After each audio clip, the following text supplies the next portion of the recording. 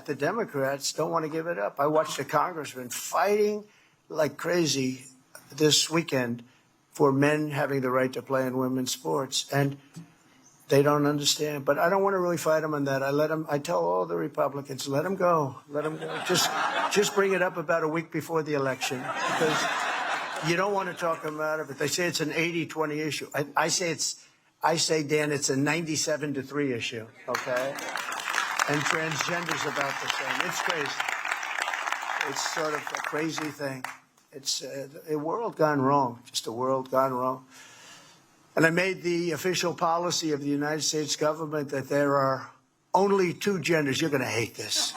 Male and female. You're going to hate it.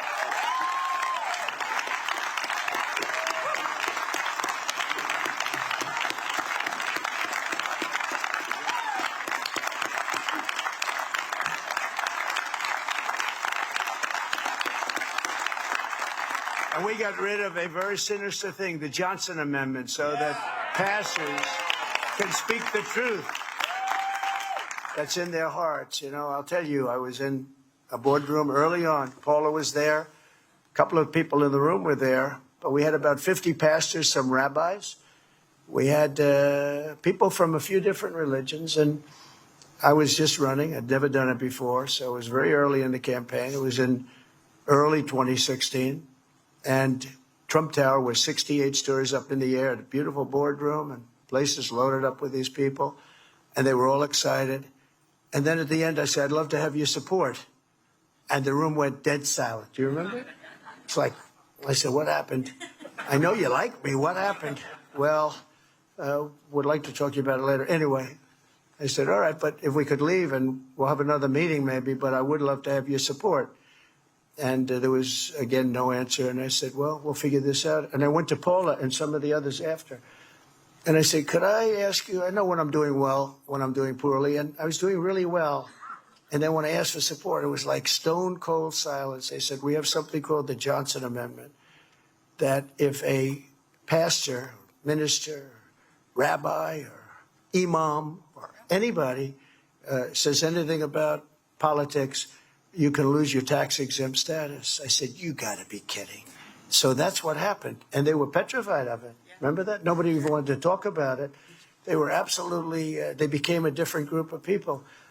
And I pledged to them at the next meeting, we had another meeting a couple of weeks later with a similar group of people. I pledged to them that if I win, we're going to get rid of the Johnson Amendment. This was Lyndon Johnson, who had a tremendous fight with a minister from, I believe it was Houston or Dallas.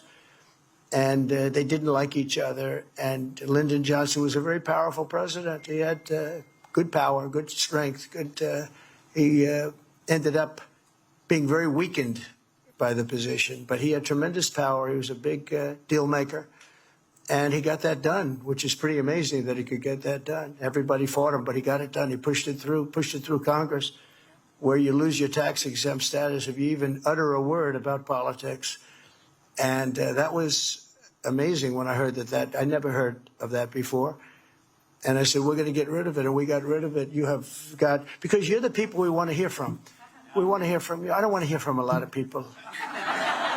I hear from too many people. You're the people we respect. Franklin is incredible. All of the people that are up here, I want to hear from these people.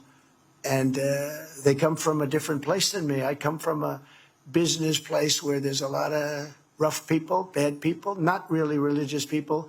There are some. But you're the people that I want to hear from. That's why we go to church on Sundays, or we go to wherever we are to listen to people of faith.